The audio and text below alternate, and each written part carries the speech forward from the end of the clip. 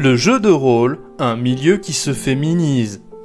J'ai l'impression qu'on est sur un début où on tourne pas mal pour l'instant autour justement de Lego. C'est ce qui se voit le dans les plus, je trouve. Et on pourrait commencer justement par ce point-là, peut-être. Commencer tout simplement à parler d'ego de MJ. Selon vous, où va l'ego, où va juste la fierté? Pour moi, la fierté n'est pas forcément une mauvaise chose. On peut être fier sans être prétentieux.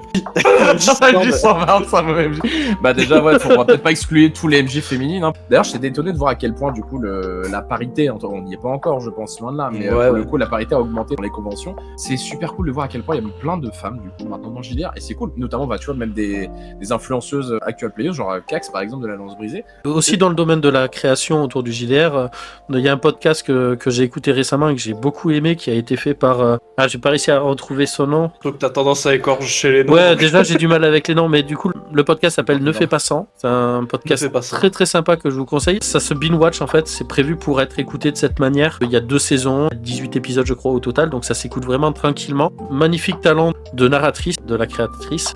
Et pour lui faire honneur, je vais quand même aller rechercher le nom quand même.